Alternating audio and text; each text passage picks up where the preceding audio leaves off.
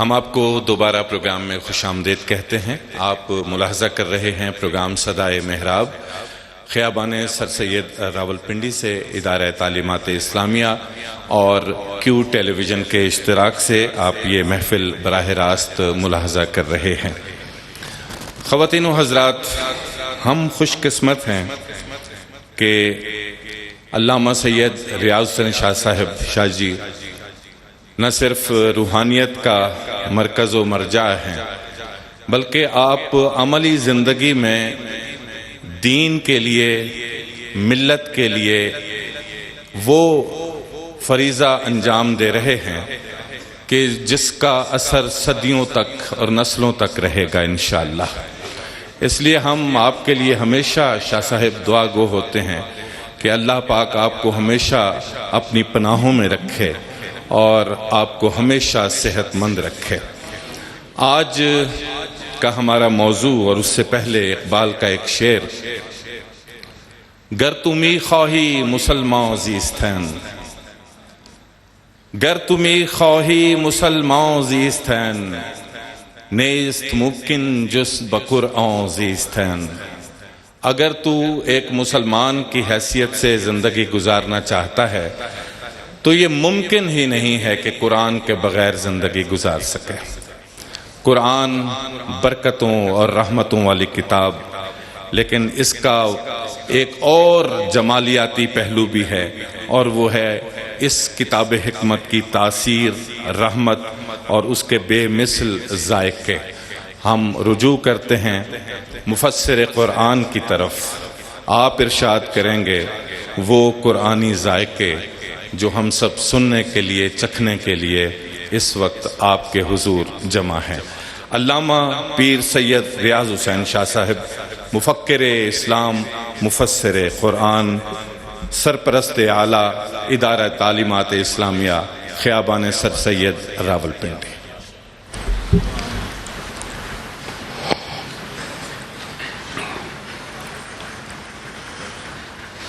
نحمده ونصلي ونسلم على رسوله الكريم، أما بعد، فأعوذ بالله من الشيطان الرجيم، بسم الله الرحمن الرحيم، يا أيها الناس قد جاءتكم موعظة من ربكم وشفاء لما في الصدور وهدى ورحمة للمؤمنين، قل بفضل الله وبرحمته فبذلك فليفرحوا هو خير مما يجمعون، صدق الله مولانا العظيم وبلغنا رسوله النبي الكريم، ونحن على ذلك من الشاهدين والشاكرين، والحمد لله رب العالمین۔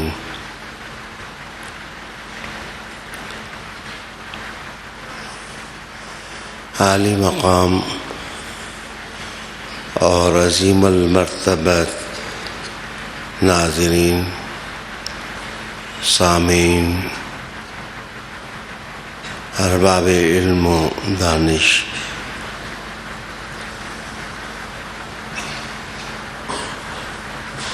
یہ اس زمانے کی بات ہے جب معاشرت سلیقے سے پانے کے لیے انسان ادب کا اور علم کا قدردان تھا۔ ابھی اعلیٰ اخلاقی اقدار پائمال نہیں ہوئی تھیں، اور سیاست ہو یا علم، محراب ہو یا خانقاہ، محفل سخن ہو یا بزم ادب، لوگ گالی گلوچ پسند نہیں کرتے تھے، وہ شائستگی سے محبت اور پیار کرتے تھے۔ اعلی عقد و کشابی پڑھے لکھے لوگ ہوتے تھے، اور ان کی کوشش ہوتی تھی کہ وہ پڑھے لکھے نظر آئیں۔ اس زمانے میں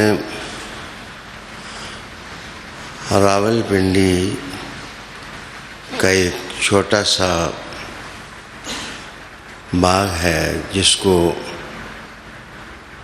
تکونی باغ کہا جاتا۔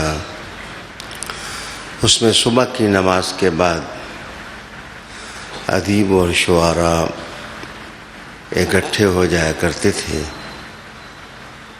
نسیم حجازی ان دنوں یہاں ہی گھوڑ سواری کا مزہ لیتے تھے، اور جوش ملی آبادی بھی تیز سانسوں کی موسیقی پر شعر سنایا کرتے تھے۔ سید عبدالحمید عدم ہمارے ماموں جان کے رشتہ دار تھے، تو گاہے گاہے وہ بھی اس محفل میں آ جاتے۔ تو میں ان سب سے چھوٹا تھا۔ یہ بڑے نامور ادیب تھے، شاعر تھے۔ حافظ مظہر الدین نے کہا کہ سیدوں کے بیٹے آج آپ درس قرآن دیں، لیکن سنگ زنی نہیں کرنی ہے، کوئی بات ایسی کریں جو سونے کی ڈلیوں سے زیادہ قیمتی ہو۔ مجھے صحیح یاد نہیں کہ وہاں میں نے کیا کہا تھا، لیکن آج آپ کے نام میں ایک ایسا کلام کرنے لگا ہوں جو سونے کی ڈلیوں سے زیادہ قیمتی، اور اس کا حرف حرف آب زر کے ساتھ لکھنے کے قابل ہے۔ سچی بات یہ ہے کہ یہ اس آسمانی پیغام کا حصہ ہے جو حیات نواز بھی ہے اور زندگی بخش بھی ہے۔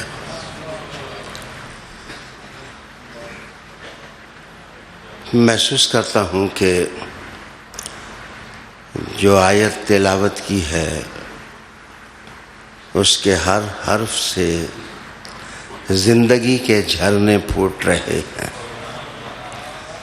اور لطافت اور روحانی ذائقوں کی آبشاریں گر رہی ہیں۔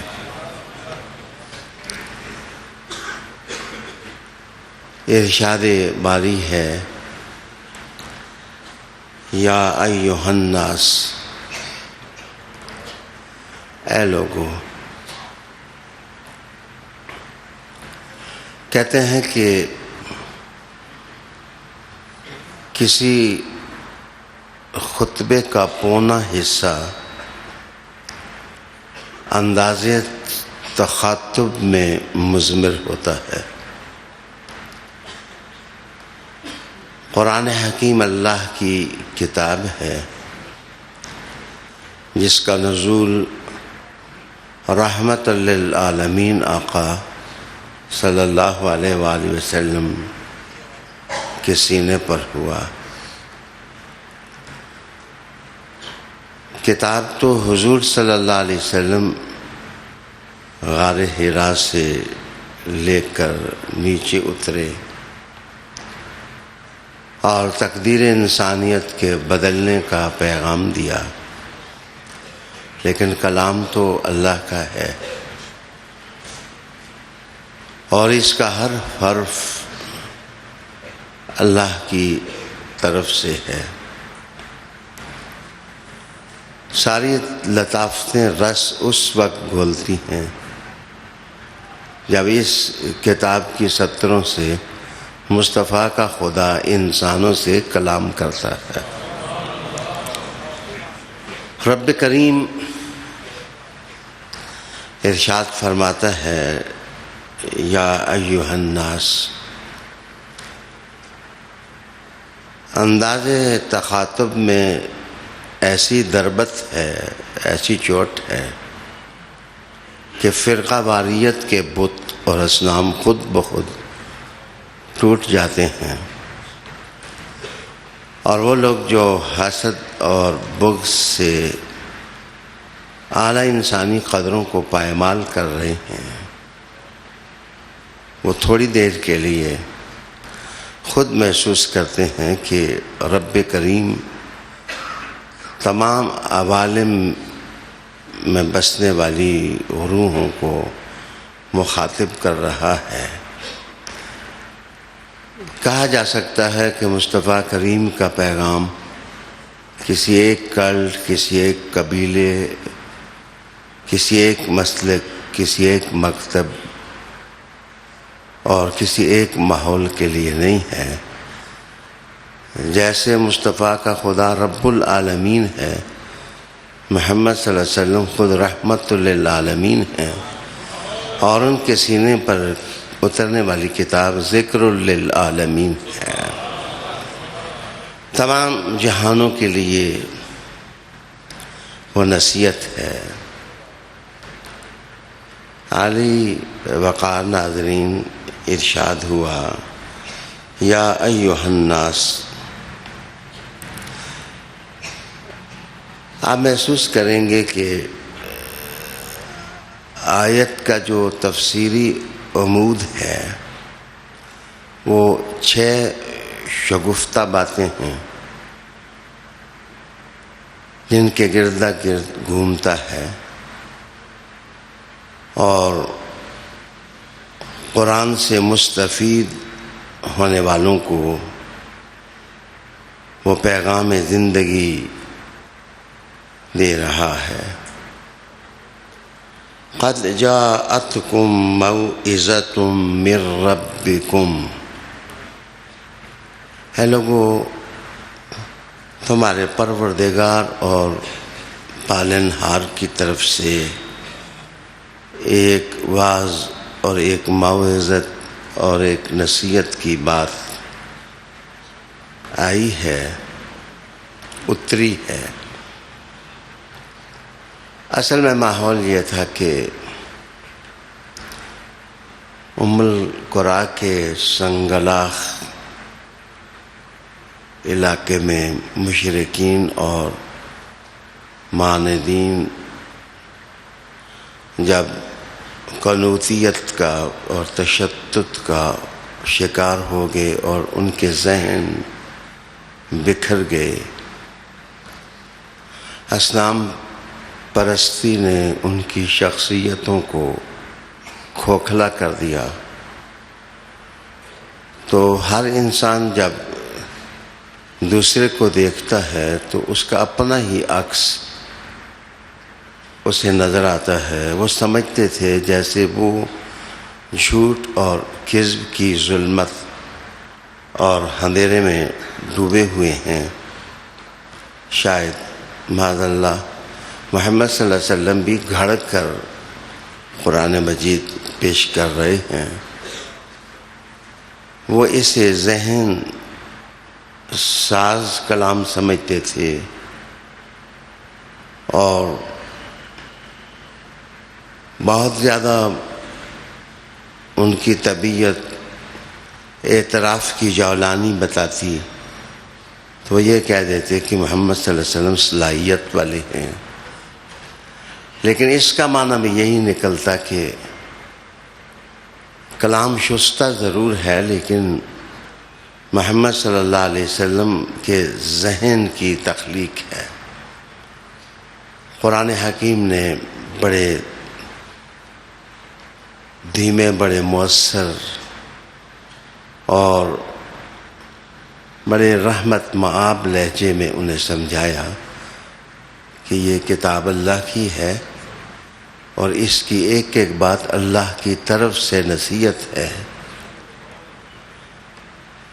تمہارے لیے، تمہارے معاشرے، تمہاری سوسائٹی، تمہارے تمدن، تمہاری تہذیب، تمہارے ظاہر، تمہارے باطن کو اقدار نوازی کرنے والی ہے، کردار نوازی کرنے والی ہے۔ سامعین ناظرین، یہاں کلام کی ساری لطافت موعظت کے فہم میں سمو دی گئی ہے۔ بعض اوقات بڑے مقدس اور بالا اعلیٰ لفظ بھی جس وقت عام لوگ کثرت سے استعمال کرتے ہیں تو ان کی معنویت کھو جاتی ہے، لیکن کوئی اپنے ارادوں سے کسی چشمے میں مٹی بھی ڈالے تو چشمہ ہی ہوتا ہے، اور اس کا شفاف ہونا اس کی اپنی عظمت کی تاریخ ہوتی ہے۔ رب کریم نے کہا کہ قد جاءتکم موعظۃ من ربکم، چہار لفظی یہ ترکیب ہے، لیکن اس میں اللہ کی ربوبیت کی بات کی گئی ہے، اور ربوبیت کا اشارہ اس طرف ہے کہ تمہیں اللہ نے بنا کر کے، تمہیں تخلیق کا جامہ پہنا کر کے تمہیں یوں ہی نہیں چھوڑ دیا، بنانے والا تمہارا رب بھی ہے، اور رب وہ ہے جو نشو و نما دیتا ہے اور آہستہ آہستہ اپنی مخلوق کو کمال تک پہنچا دیتا ہے۔ اس کے اندر جو استعداد ازلی ہے اس کو بروئے کار لا کر کے خاصے کی چیز رب العالمین انسان کو بنا دیتا ہے۔ قد جاءتکم موعظۃ من ربکم، تمہارے پاس آئی ہے ایک موعظت، واعظ۔ موعظہ میں اور عام بات میں کیا فرق ہوتا ہے؟ قرآن مجید اس کو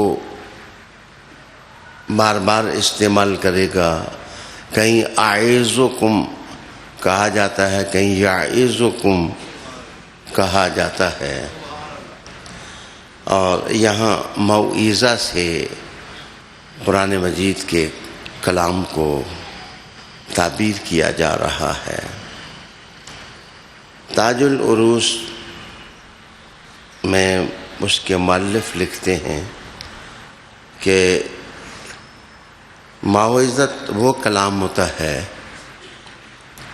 جو کسی عمل کے اچھے نتائج بتا دیتا ہے کہ اگر تم یہ کام کرو گے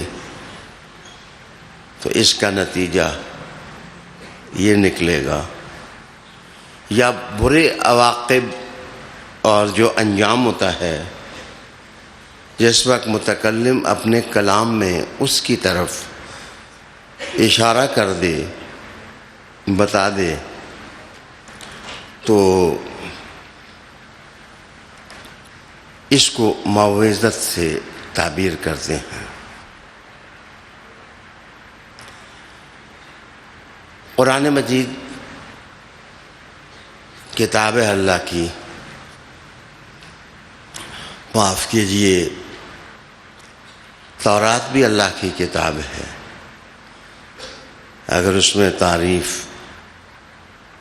شدہ حصے شامل نہ کیے جائیں زبور بھی ہے، انجیل بھی ہے، صحف بھی ہیں،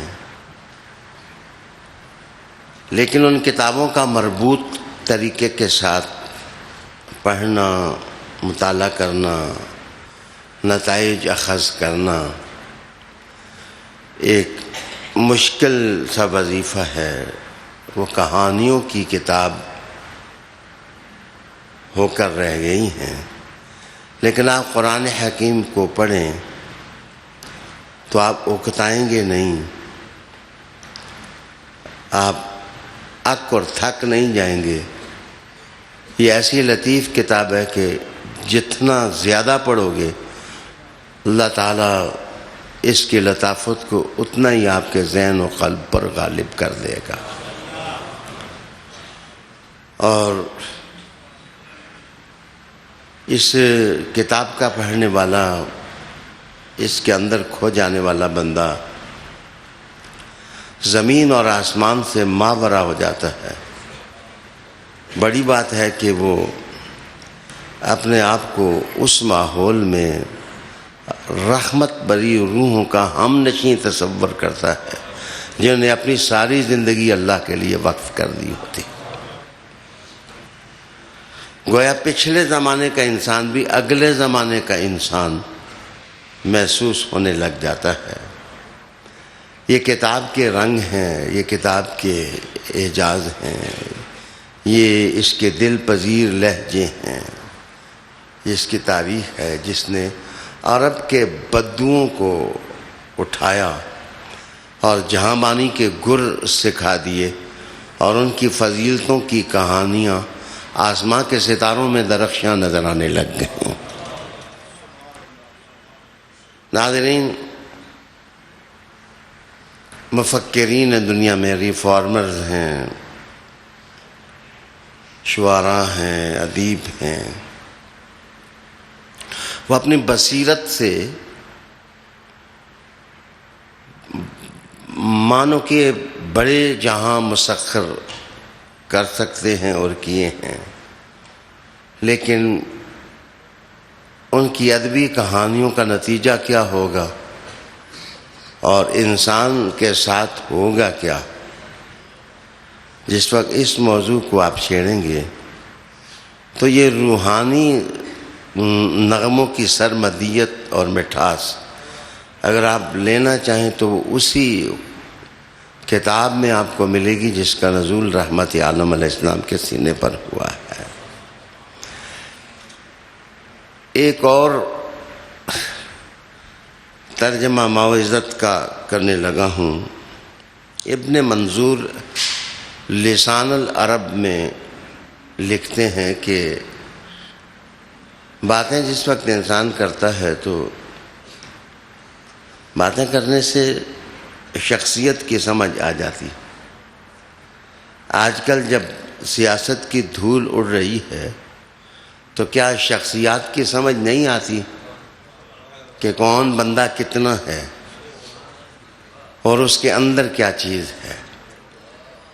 لسان العرب کا مؤلف لکھتا ہے کہ واعظ اس بات کو کہتے ہیں جو نفیس بھی ہو، لطیف بھی ہو، فضیلت مآب بھی ہو، خوشبو ہو۔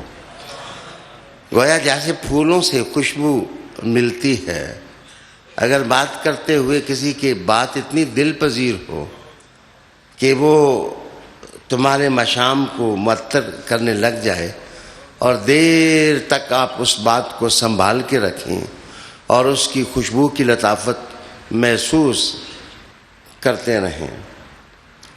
امام شافعی علیہ الرحمہ نے ایک کتاب لکھی، کتاب الزعلانی۔ اس کتاب کے اندر ایک جگہ لکھتے ہیں کہ ایک زمانہ یہ تھا کہ لوگ اونٹوں کی پیٹھوں پر بیٹھتے تو جس وقت شعر و شاعری کرتے تو اونٹ بان لوگ بھی اچھے اشعار کے مزے اور ذائقے محسوس کرتے، لیکن شاعری کے ٹوکرے سے پھول گر گئے جب قرآن کا نزول ہو گیا۔ آپ وہی بدو وہ اپنی سواریاں چلاتے ہوئے قرآن مجید پڑھتے، اور خصوصاً جس وقت تاروں کی روشنی ہو، سفر جاری ہو، اور اونٹوں کی قطاریں کسی بدو کے ہاتھ میں پکڑی ہوں، اور وہ کبھی پہاڑوں کو دیکھے اور کبھی سمندروں کی لہروں میں کھپ جائے، پھر اس کے ذہن میں قرآن گردش کرے، پھر اس کی زبان اس کا ساتھ دے اور کہے فَبِأَيِّ آلَاءِ رَبِّكُمَا تُكَذِّبَانِ۔ کبھی قوس قزح کے رنگ سامنے آئیں، کبھی آبشاریں گرتی ہوئی نظر آئیں، کبھی زمین کے نظارے انسان کو اپنی طرف کھینچنے لگ جائیں، کہیں ریحان کی خوشبو جو ہے وہ ذہن میں اتر جائے، کہیں تعلیم کا زیر و زبر نصاب تمہارے سامنے آ جائے، اور پھر قرآن والا قرآن لے کر بولے لیکن خود سامنے بھی نہ آئے، مصطفیٰ کی زبان کے الفاظ تمہارے کان میں بڑھیں تو گویا رب کریم کا کلام ہو اور حضور کے لب اس کو چھو جائیں اور سننے والے سنیں، اور سورہ رحمان ہو تو انسان محسوس کرے کہ میں زمین پر نہیں بیٹھا ہوں، میں تو جنت کے اندر بیٹھا ہوا ہوں۔ قد جاءتکم موعظۃ من ربکم، تمہارے پروردگار کے طرف سے ایک واعظ اور ایک نصیحت آ گئی ہے، وہ خوشبو ہے، وہ لذیذ ہے، وہ لطیف ہے۔ میں قبل اس کے کہ آگے بڑھوں ایک غیر مسلم آتھر کا حوالہ آپ کے سامنے پیش کرنے لگا ہوں۔ How has the Quran influenced abandoned human؟ لاوارث انسان کو قرآن کیسے سنبھالا دیتا ہے؟ یہ ہمارا آتھر نہیں ہے جو قرآن مجید کے بارے میں اظہار خیال کرتا ہے۔ وہ کہتا ہے کہ قرآن teaches parents to create homes that are safe and emotionally, physically and spiritually for children۔ اس کا معنی یہ ہے کہ اس زمین پر اگر کسی کتاب نے مدد کی ہے لاوارث انسانوں کی تو وہ حضور کے سینے پر اترنے والی کتاب نے مدد کی ہے، ایموشنز میں، روحانی اعتبار سے، فزیکلی آپ دیکھیں تو قرآن کی تعلیم گھر دیتی ہے۔ یہ میرا لفظ جو ہے سادہ سا ہے، آج دنیا کی جتنی تہذیبیں ہیں ان کی تعلیمات کے شیڈو سے جو لوگ قومیں پیدا ہوئی ہیں وہ سڑکوں پر رول رہی ہیں، ماں کو باپ نہیں مل رہا، باپوں کو ماں نہیں مل رہی، بیوی خاوند کو ترس رہی ہے، خاوند بیویوں کے لیے ترس رہے ہیں، بچے اپنی پرورش میں کسی قانون کو اپنا مددگار نہیں پا رہے۔ وہ آتھر لکھتا ہے کہ محمد صلی اللہ علیہ وسلم کے قرآن کا کارنامہ ہے کہ مسلمان بے گھر نہیں ہے، ہر ایک کے پاس زندگی گزارنے کا ایک گھر کا نظام ہے جس میں بچے ہیں، پرورش پا رہے ہیں، ان کی تعلیم ہو رہی ہے، ان کی تربیت ہو رہی ہے۔ قرآن مجید انسان کو لاوارث نہیں چھوڑتا۔ قرآن مجید انسان کا ہاتھ پکڑتا ہے اور اس کو ایک اچھی ڈیسٹینیشن کی طرف لے جاتا ہے۔ دوسری چیز وہ کہتے ہیں کہ قرآن teaches us to treat our parents well۔ کہتے ہیں کہ اتنی بھرپور تعلیم میں نے کسی اور کتاب میں نہیں محسوس کی جس میں ماں باپ کا ادب ہو، جہاں پیرنٹس کے آداب بجا لاتے ہوں۔ معاف کیجئے، مجھے حق نہیں ہے کہ میں اپنے دور کے کسی مسئلے کی رسی ہلاؤں اور لوگوں کے مزے خراب ہو جائیں، لیکن سوسائٹی کدھر جا رہی ہے، معاشرہ کدھر جا رہا ہے، ہم اس کو کدھر لے کے جا رہے ہیں؟ ہم اس کو کیسے چلانا چاہتے ہیں، ہم اپنے دور کے انسانوں کے ساتھ کیا سلوک کرنا چاہتے ہیں۔ چلو میں انگریزی میں کہتا ہوں کہ ہماری پالیٹکس، ہم مذہبی لوگ جس طرح لوگوں کی رہنمائی کر رہے ہیں سوشل میڈیا پر، ہم کدھر لے جانا چاہتے ہیں، ہم لوگوں کو اور قافلہ انسانیت کو کس طرف لے کے جانا چاہتے ہیں۔ جناب، کیا بڑا سیاستدان وہ ہوتا ہے جو زیادہ گالی گلوچ کرے؟ کیا بڑا عالم وہ ہوتا ہے جو لوگوں کو سڑکوں پر لا کر کے ان کی عزتوں کے ساتھ کھیلے؟ مجھے بتائیے، کیا بڑا تھنکر اور مفکر وہ ہوتا ہے جو لوگوں سے عزت کا تصور چھین لے؟ انسان کو معاشی حیوان بنا دیا گیا ہے، اور ابھی ہمارا یہ سفر بھرپور اس گندی منزل کی طرف جاری ساری ہے۔ ڈاکٹر اقبال نے کہیں تنگ آ کر تو نہیں کہا تھا، اٹھا کر پھینک دو باہر گلی میں، نہیں تہذیب کے انڈے ہیں گندے۔ جناب، قرآن مجید ہمارا مددگار ہے، قرآن مجید ہمارا یاور ہے، قرآن مجید ہمارا شہر یاری کرنے والا محسن ہے۔ قرآن مجید ایک کتاب ہے، لیکن قرآن مجید کے ساتھ اتنی خوبصورت پرسنالٹی کھڑی ہے کہ اگر قرآن مجید سے آپ پوچھیں کہ عمل کر کے بتائیں تو قرآن اشارہ کرے گا، وہ محمد عربی کو دیکھ لو، صلی اللہ علیہ وآلہ وسلم، صلی اللہ علیہ وآلہ وسلم۔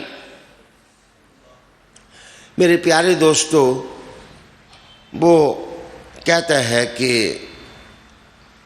تیسری چیز، encourage us for good deeds، for good deeds۔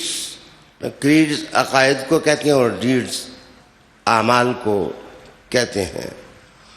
وہ نفاست پسند مؤلف تجزیہ کرتے ہوئے لکھتا ہے کہ قرآن مجید، کتاب مجید نے کیا دیا۔ وہ کہتا ہے کہ تمام انبیاء جو اللہ کی طرف سے رہبران انسانیت ہیں، وہ خیر ہی کی طرف دعوت دیتے ہیں، لیکن جس بھرپور طریقے سے عمل کرنے کی تحریک قرآن نے اٹھائی ہے، اس کی مثال نہ پہلوں میں ملتی ہے اور شاید دیر تک نہیں ملے گی۔ میں درمیان میں آ کے کھڑا ہوں، میں اس کو محمد صلی اللہ علیہ وسلم کا کارنامہ کہوں یا میں اس کو قرآن کا معجزہ کہوں؟ مجھے کہنا یہ پڑتا ہے کہ قرآن نازل حضور کے دل پر ہوا ہے، اس لیے یہ خوشبو قرآن کی ہے، اور اس نسیم محبت کو پھیلانے والے محمد عربی ہیں، صلی اللہ علیہ وآلہ وسلم۔ عالی وقار سامعین، پھر اس کے بعد کہتے ہیں کہ یہ قرآن مجید یہ teaches us to be a good student۔ اچھا، قرآن مجید حوصلہ پیدا کرتا ہے سیکھنے کا، قرآن مجید ہمت دیتا ہے کہ انسان سیکر بنے، وہ طالب بنے، وہ ہر وقت جس وقت دیکھے کہ اس سے کوئی بڑا علم والا ہے تو اس کے سامنے زانوئے تلمس طے کر دے۔ گویا قرآن مجید خود پرستی کے ماحول سے باہر نکالتا ہے، قرآن مجید لیگ پولنگ کے ماحول سے باہر نکالتا ہے، قرآن مجید تعصبات کی دوزخ کو فنا کر دیتا ہے، قرآن مجید نیکیوں کی جنت اور پیراڈائز کے دروازے کھول دیتا ہے، قرآن مجید انسان پر شفقت کرتا ہے اور اس کو سکھاتا ہے کہ تم دنیا میں سیکھنے والے انسان، سیکھنے والے مسلمان بن کر جیو۔ آہستہ آہستہ قرآن کی مہد تربیت میں جو بیٹھا ہوا انسان ہے، وہ اپنی زندگی کے آخری سانس تک سیکھتا ہے۔ ناظرین، میں کیا کروں؟ اگلا جملہ جو اس نے لکھا، مجھے پھر میرے علی یاد آئے، اور میرا لہجہ آپ پازیٹیو دیکھیں گے۔ اگلی بات وہ یہ کرتا ہے کہ دنیا کے بڑے سے بڑے لوگ میں نے دیکھے، لیکن وہ اپنی کتاب کی تعلیم کے ساتھ ساتھ نہیں رہ سکے۔ ساتھ ساتھ رہنے کا مطلب یہ ہے کہ اگر کتاب کہتی ہے تم سخی بن جاؤ، تو بس سخی ہونے کے ساتھ نہیں رہ سکے، وہ سخی بن کر جی نہیں سکے۔ لیکن اس جملے کا معنی کہ علی مع القرآن، علی کو آپ قرآن سے پیچھے نہیں پائیں گے۔ ادھر قرآن مجید کا تقاضا شروع ہوتا ہے کہ یہ کام کرو، ادھر آپ دیکھیں گے کہ علی کے وجود میں اس عملیت کا نور نظر آئے گا۔ یہاں پہنچ کر آپ اس بات کو محبت سے سن سکتے ہیں کہ حضرت علی المرتضیٰ نے کہا تھا کہ یہ قرآن مجید کی آیت ہے، اس پر سوائے علی کے کوئی اور عمل کر ہی نہیں سکا۔ نوبڈی، کوئی آدمی اس آیت پر عمل نہیں کر سکا۔ یا علی وہ کون سی آیت ہے؟ کہا آیت اتری کہ جب حضور صلی اللہ علیہ وسلم سے کوئی سرگوشی کرنی ہو تو پہلے صدقہ دو، پھر سرگوشی کرو۔ علی کہتے ہیں مجھے سمجھ آ گئی تھی کہ اس آیت کا حکم منسوخ ہو جائے گا، میں نے صدقہ دیا اور فوراً حضور کے ساتھ کان کے ساتھ آ کر کے منہ لگا دیا، اور 10 چیزیں رحمت عالم نے مجھے سکھائیں، میں سیکھ چکا تو آیت کے منسوخ ہونے کا حکم آ گیا۔ آپ کہتے ہیں کیا بہاراں بات ہے کہ اس آیت پر صرف علی نے عمل کیا ہے۔ علی مع القرآن والقرآن مع علی۔ گویا یہ جذباتیت نہیں ہے، یہ ایموشنل ازم نہیں ہے، یہ احساس درون ہے۔ یہاں سے عنوان دلچسپ ہو کر کے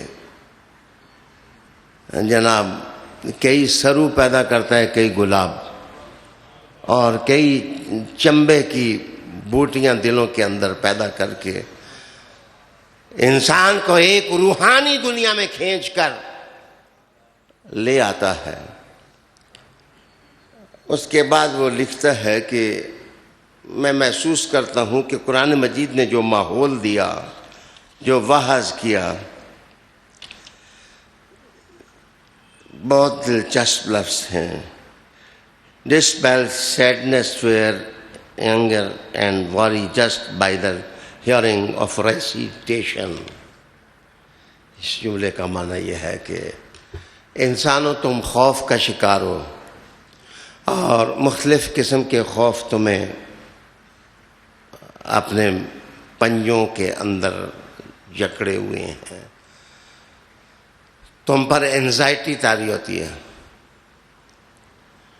تم حزن و ملال کا شکار ہوتے ہو، سیڈنس تمہارے اندر پیدا ہوتی ہے، اور تم اپنی پریشانیوں سے تنگ آ جاتے ہو۔ آج ہی میں نے ایک سیاستدان کا عنوان پڑھا کہ میرا دل کرتا ہے میں خود کش حملے کروں۔ خود کش حملے وہ کرتا ہے جو حضور سے دور ہو جاتا ہے، جو حضور سے دور ہو جاتا ہے وہ خود کش حملے نہیں کرتا، اس کو تو حضور کی نظر ایک نئی زندگی عطا کر دیتی ہے۔ عالی وقار دوستو، وہ کہتا ہے کہ ریسیٹیشن آف ہولی بک، تم قرآن مجید کی ریسیٹیشن کرو۔ کہتا ہے مجھے سب سے بڑا اعجاز اس کتاب کے اندر یہ نظر آیا کہ قرآن مجید کی تلاوت کرنے والا بندہ سیڈ نہیں ہوتا، وہ ڈرتا نہیں ہے، وہ کربلا میں بھی چلا جاتا ہے، اس کو خوف نہیں داری ہوتا۔ لا خوف علیہم ولا ہم یحزنون۔ یہ منزل کس کی ہے؟ جس کی اٹیچمنٹ، جس کا تعلق کتاب کے ساتھ ہوتا ہے۔ ایک قول میں نے امام حسین پاک کا پڑھا، انہوں نے کہا تھا کہ تم لوگ مسجد کی چٹائیوں پر بیٹھ کر قرآن سنتے ہو، میں نے قرآن مصطفیٰ کی گودی میں بیٹھ کر سنا، میں نے آغوش رحمت میں مصطفیٰ کی زبان سے قرآن سنا ہے، حضور کی زبان سے۔ تو کہتے ہیں ریسیٹیشن آف ہولی بک، قرآن مجید کی تلاوت جو ہے وہ انسان کی سیڈنس دور کر دیتی ہے، انزائٹیوں کو دور کر دیتی ہے، اس کے خوف کو دور کر دیتی ہے، بندہ دلیر ہو جاتا ہے، بندہ بہادر ہو جاتا ہے۔ اب اگر مجھے آپ اجازت دیں، مجھ سے ناراض نہ ہوں، تو میں دھیمے سے انداز میں نہ کہہ دوں کہ سیڈنس اور خوف دور کر کے قرآن جو بہادر انسان بناتا ہے، اسے پریکٹیکل لائف میں دیکھنا ہو تو کدھر دیکھیں؟ حضور فرماتے ہیں کہ القرآن مع علی و علی مع القرآن۔ علی کہیں ڈرے ہیں؟ علی پر خوف طاری ہوا ہے؟ علی کسی میدان میں جاتے ہوئے اکتائے ہیں؟ علی نے کسی سوال کا جواب دینے سے بوریت کبھی محسوس کی ہے؟ خدیجۃ الکبریٰ کی دہلیز سے لے کر حضور صلی اللہ علیہ وآلہ وسلم کی لحد نور اور گنبد خضرا کے نیچے جو جگہ ہے جو عرش معلیٰ سے بھی افضل ہے، اس تک آپ علی کو دیکھیں گے، علی ڈر کوئی ہے ہی نہیں ہے۔ علی یہ انداز کہاں سے پیدا ہوا؟ کہ حضور کی نظر سے، قرآن کی تربیت سے، کتاب اللہ کی ریسیٹیشن سے۔ میرے دوستو، پھر وہ کہتا ہے جس وقت میں قرآن مجید کو دیکھتا ہوں تو gives us hope of a beautiful reward، کہ جزاؤں کا تصور دنیا کے تمام مذاہب پڑھیں، دنیا کے تمام مکاتب پڑھیں، اگر اپنے مذہب پر جم سکتے ہیں تو پھر پڑھیں، اگر آپ سب پڑھیں، مطالعہ کریں تو نیکی کرنے سے ملے گا کیا؟ اگر آپ ایمان کے راستے چلتے ہیں، کمٹمنٹ کی راہ چلتے ہیں، تو آپ کو ملے گا کیا؟ تو اس بات کو جذباتی انداز میں نہ لیں، اس کو احساساتی انداز میں لیں کہ حضور صلی اللہ علیہ وآلہ وسلم نے ارشاد فرمایا کہ جنت کے سردار حسین اور حسن ہوں گے جوانوں کے۔ اس کا معنی یہ ہے کہ مسلمانوں گھبراؤ نہ، جدھر تم جا رہے ہو تمہاری ملاقات محمد عربی سے ہو جائے گی۔ تو یہ جمالیاتی نقشے اور جمالیاتی عطائیں اور جزائیں، یہ ہے وہ بات جو اس آتھر نے لکھی کہ جو بیوٹیفل ریوارڈ ہے، اگر آپ دیکھیں تو وہ قرآن ہی کے پاس ہے۔ قرآن کے علاوہ کتابیں وہ چیز نہیں دے سکی ہیں، نہ وہ تفصیل دے سکی ہیں، نہ وہ رنگ دے سکی ہیں، نہ وہ منظر دے سکی ہیں جو قرآن مجید دیتا ہے۔ آئیے، اللہ اکبر۔ یا ایھا الناس قد جاءتکم موعظۃ من ربکم، تمہارے پاس تمہارے پروردگار کی طرف سے ایک میٹھی نصیحت آ گئی ہے۔ آرائس البیان ایک تفسیر ہے، اس کا مؤلف لکھتا ہے کہ با مقصد بات جو ہے وہ موعظہ ہوتی ہے۔ مختلف لوگ بے مقصد باتیں کرتے ہیں، میرے خیال میں بے مقصد باتوں کی سٹوری اور ہسٹری معلوم کرنے کے لیے زیادہ تحقیق کی ضرورت نہیں ہے۔ دانشکدوں سے لے کر کے اسکولوں تک آج سال گزر گئے، ہم سے نصاب مدون نہ ہو سکا، ہم استعرابات میں پڑے ہوئے ہیں۔ رات ہی میں ایک کتاب پڑھ رہا تھا، اس کا نام ہے فلاسفی آف ایجوکیشن، یہ بہت بڑی کتاب ہے، 1906 کے اندر یہ کتاب منظر عام پر آئی تھی، philosophy of education. Philosophy of education کا مؤلف لکھتا ہے کہ ہم نے مغز مار مار مار کر کے قوم کو تعلیم دینے کے طریقے بتائے، فلسفہ بتایا، لیکن سچی بات یہ ہے ہماری صدیوں کی کمائی جھاگ بن جاتی ہے جس وقت ہم کوئی علمی کتاب پڑھتے ہیں، خصوصاً جس وقت محمد عربی کا قرآن پڑھنے لگ جاتے ہیں۔ موعظۃ من ربکم وشفاء لما فی الصدور۔ دوسری چیز قرآن مجید نے کہا جو کچھ تمہارے دلوں میں پیدا ہو چکا ہے، بیماریاں ہیں، حسد ہے، بغض ہے، انتقام ہے، عداوت ہے، دوسرے کو ختم کر دو، دوسرے کو یہ کر ٹھکانے لگا دو، یہ ہے وہ ہے، یہ گند ہے، سارے امراض ہیں۔ تو اللہ کی کتاب کہتی ہے کہ اگر تم شفا حاصل کرنا چاہتے ہو تو تمہاری شکوک شبہات سے لے کر تمہارے بغض، تمہاری بیماریوں تک اگر شفا ہے تو وہ شفا مصطفیٰ کی کتاب قرآن حکیم میں ہے۔ اس کو پڑھو، اس کے معنی میں غور کرو، اس کے میسج کو اپناؤ کہ کس طرح یہ کتاب تمہیں عملیت کی طرف لاتی ہے۔ کسی آدمی نے کہا تھا کہ جو عیسیٰ علیہ السلام کی باتیں ہیں وہ شفا ہیں، تو ان کے اپنے ہی ساتھی نے جواب دیا تھا کہ عیسیٰ علیہ السلام کی باتیں شفا ہیں بیماریوں کے لیے، لیکن کتاب مجید قرآن حکیم جس طرح شفا دیتا ہے، بلا شبہ اس کے پڑھنے میں شفا ہے، ظاہری بیماریاں بھی اس سے شفا پاتی ہیں، لیکن جو باطنی بیماریاں پیدا ہو جاتی ہیں آپ کیسے علاج کریں؟ اگر مثلاً آپ کے اندر انتقام آ گئے، آپ بغض آ گیا کسی کا، آپ سوچتے ہیں میں ٹھیک کروں اپنے آپ کو، کیسے ٹھیک کریں؟ بچے، مرشد رکھنا، پیر رکھنا، استاد رکھنا، گائیڈ ہونا یہ الگ بات ہے، لیکن جس وقت اتنی بڑی کتاب موجود ہے، اس کو جس وقت تلاوت کرو گے، بار بار تلاوت کرو گے، اس کے اندر جو کرنٹ ہے، اس کے اندر جو بجلی ہے وہ تمہارے دل کے اندر جائے گی، بیماریاں جل جائیں گی، شفا آ جائے گی، تم ایک چینج محسوس کرنے لگ جاؤ گے۔ یہی آیت شفا کا پیغام پھر بگڑے تگڑے لوگوں کے لیے ہدایت ہے، رحمت ہے مومنوں کے لیے۔ آگے کا قل بفضل اللہ وبرحمتہ فبذلک فلیفرحوا هو خیر مما یجمعون۔